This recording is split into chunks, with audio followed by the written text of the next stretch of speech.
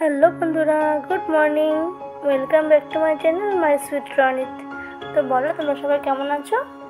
আশা করছি তোমরা সবাই খুব খুব ভালো আছো, আর আমিও খুব ভালো আছি। তো দেখো, সকাল সকাল ঘুম থেকে উঠে পড়লাম, আর উঠে ভাবি যে আমি আগে উঠে আমার সোনা বাবাকে ঘুম থেকে ডেকে তুলবো, তো সেটা আর কোনো সময় হয় না। আমার উঠতে এতটাই লেট হয়ে যায় যে ওই উঠে আমাকে ডাকে। তো আজকেও সেইরকমই হয়েছে, আমাকে ডাকছে, মা ওঠো ওঠো করে ডাকলো। তারপর আমি উঠে বললাম, উঠে একটু রেডি করে দিয়ে দেখতে পেলে ঘরের জানালাগুলো খুলে বাইরে চলে আসলাম। এসে একটু বাইরে এসে দেখি সমস্ত কাজ প্রায় কমপ্লিট হয়ে গেছে। তো আমি আর বাইরে দিয়ে সেরকম যাইনি, আমি একটু তাড়াতাড়ি যাচ্ছি রান্নাঘরে, বরং সে ভাত নিয়ে যাবে, সেই কারণে বাইরে থেকে যাইনি, ঘরে চলে এসেছি। তো ঘরে এসে আমি রান্নাটা অলরেডি বসিয়ে দিয়েছি। তার আগে চাটা খেয়ে নিলাম, চাটা খেয়ে রান্নাটা বসিয়ে দিলাম। আর 8:30 বেজে গেছে, এখনও রান্না কমপ্লিট করতে পারিনি বলে বরমশাই আগের দিনে ভাত ছিল, পান্তা ভাত আর বাসি ভাত আর মাছের ঝোল, সেটাই খেয়ে নিল। আর আমি এখন দেখে রান্না করে যাচ্ছি। ঘরটা দেখতে পেলে পুরো অগোছালো নোংরা হয়ে রয়েছে, কিছু করার নেই। তো আমি এখন এখানে রান্না করবো যে খয়রা মাছ, যেটা মাছটা ভাজলাম। আমরা খয়রা মাছ বলি, অনেকে অনেক রকম নাম আছে, কিন্তু তোমরা কী মাছ বলো প্লিজ কমেন্ট করে বলো বন্ধুরা। আমি জানি না, কিন্তু আমাদের এখানে খয়রা মাছই বলে। তো ওই মাছটা আলু বেগুন দিয়ে তরকারি করেছি। আর তোমাদের তো বলতে ভুলে গেছে, সকালে না মিক্সচারটা পুড়ে গেছে বন্ধুরা, সেই কারণে আমি শিলে একটু মশলা বেটে নিলাম। এটা হচ্ছে লোটে মাছ, এই মাছটা করব, দুটো মাছ করেছি, সেরকম কিছু রান্না করিনি আজকে। খয়রা মাছটা আলু বেগুন দিয়ে করেছি, আর লোটে মাছটা একটু আলু ধনে পাতা রান্নাটা এইসব দিয়ে করেছি, আর ভাত আর কিছু করিনি। তারপর রান্নাবান্না সেরে খাওয়া দাওয়া করে চলে এসেছি ঘরে। ঘরে এসে দেখি ঘরটা তো একদম অবসর ছিল।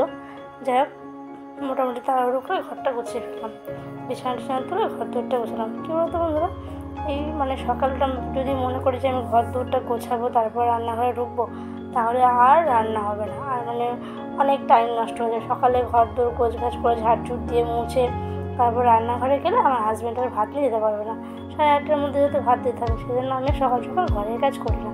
সকালে ঘুম থেকে উঠে ফ্রেশ হয়ে রান্নাঘরে চলে যাই। তো রান্নাবান্না করে খাওয়া দাওয়া কমপ্লিট করে নিলাম। এখন আর সেরকম কোনো চাপ নেই, আমি একটু ফাঁকা হয়ে গেছি। তারপরে ঘরে এসে বিছানাটা তুলে একটু ঘর দৌড়টা গোছগাছ করে নিলাম। আর দেখো, ঘর ঝাড়তে থেকে শুধু খেলনা পাবো, প্রচণ্ড খেলনা, যত খেলনা আছে সব খাটের তলায় ফেলে দেবে। আর ঝাড় দেওয়ার সময় প্রতিদিন বার করতে হয়, একটা দিনও আর শান্তি নেই, খুব দুষ্টু। তো তোমার সাথে কথা বলতে বলতে আমি ঘর দৌড়টা ঝাড়ঝুট দিয়ে মুছেও নিয়েছি। তারপর চলে এসেছি রান্নাঘরে। রান্না করে খেয়ে তো নিয়েছি, কিন্তু রান্নাঘরটা পরিষ্কার তো করিনি, তাই রান্নাঘরটা পরিষ্কার করে চলে আসলাম। এসে দেখো, গ্যাসটা সুন্দর করে মুছে নিলাম, রান্নাঘরটা গোছগাছ করে ঝাড়ু নিলাম। কী করবো বন্ধুরা বলে, ভাঙা টিনের রান্নাঘরটাকে সুন্দর করে গুছিয়ে রাখি। আমাদের মেয়েদের তো বাড়ির বউদের তো হাফ টাইমটা রান্নাঘরেই কাটে। হাফ টাইমটা বলতে কি, বেশিরভাগ সময়টা রান্নাঘরে থাকি। সকালে রান্না, দুপুরে রান্না, সন্ধ্যে রান্না, চা, এরকম টুকিটাকি খাওয়া করতে থাকে, রান্নাঘরের কাজটা বেশি থাকে। সেই কারণে যদি রান্নাঘরটা পরিষ্কার করে তাহলে কি হয় বলো বন্ধুরা, যতই ভাঙাচোরা হোক আর যতই পুরনো হোক, পরিষ্কার করে দেখতে সবারই ভালো লাগে। তো যাই হোক, এই রান্নাঘরটা তো অনেক পুরনো, আমার হাজব্যান্ড যখন ছোটো ছিল তখনকার রান্নাঘর, এখনও ভালো আছে, মোটামুটি চলছে, ভেঙে আর বানানো হয়নি। তো একটা ঘর বানানোর ইচ্ছা আছে, সেটা বানাবে, তো এখন এটাতেই চলছে। সেই কারণে কী বলো তো বন্ধুরা, যদি এত সুন্দর খুঁড়ি ঘর থাকে না, তাহলে মনে হয় গ্যাসের থেকে অন্য রান্নাঘরে ভালো। আমাদের মাঝে মাঝে রান্না হয়, সব ভাত ডাল তরকারি হয়, ভাতও হয়, মাঝে মাঝে অন্য রান্না করি। তো দেখো, তোমার সাথে কথা বলতে বলতে রান্নাঘরের সমস্ত পরিষ্কার করে ঝাড়ঝুট দেওয়া কমপ্লিট। আর আমি না প্রত্যেক দিনই স্নানের আগে ঘর দোর যেমন পরিষ্কার করে ঝাড় দিয়ে মুছি, রান্নাঘরটাও ঝাড়ঝুট দিয়ে মুছি, তারপরে উঠোনটাও ঝাড় দিয়ে দিই। কেমন একটা লাগে উঠোনটা না ঝাড় দিলে, উঠোনটা ঝাড়ঝুট দিয়ে তারপরে আমি স্নানে যাই। তো সেই কারণে প্রতিদিনের মতো আজকেও আমি উঠোনটা ঝাড় দিয়ে নিলাম। আর উঠোনটা ঝাড় দিয়ে দিতে দিয়ে কলপাড়ে গেলাম, আর সেখানে যদি দেখো কত বাসন জমেছে, সকাল থেকে মাজা হয়নি, সেই কারণে অনেক বাসন জমে গেছে। এদিকে দেখি প্রায় 2:30 বেজে গেছে। তো আমার ছেলের খাওয়ারও সময় হয়ে গেছে বন্ধুরা, সেই কারণে তাড়াহুড়ো করে বাসনটা একটু মাজছিলাম। তো মা গিয়ে বললো, তোমাকে আর মাজতে ধুতে হবে না, আমি ধুয়ে দিচ্ছি।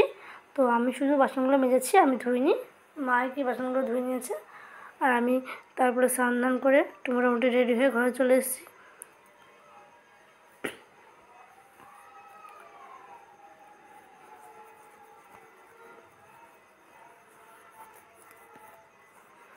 আর ঘরে এসে তারপরে দেখি কান্নাকাটি হচ্ছে, প্রচণ্ড খিদে পেয়ে গেছে। তো ও তো সেরকম কিছু খায় না, খিচুড়ি খাওয়ার জন্য খিচুড়ি বানিয়েছিলাম, তো সেটাই রেডি করে ওকে খাইয়ে দিলাম। আর তারপর আমি নিজেও খাওয়া দাওয়া করে নিয়েছি। তো বন্ধুরা, আজকের ভিডিওটা এইটুকুই।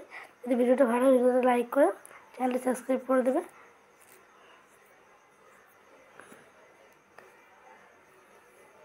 তোমাদের সাথে আবার দেখা হবে নেক্সট কোনো ব্লগে। তখন সবাই খুব ভালো থাকবে, সুস্থ থাকবে। ঠিক আছে বন্ধুরা, টাটা, বাই বাই।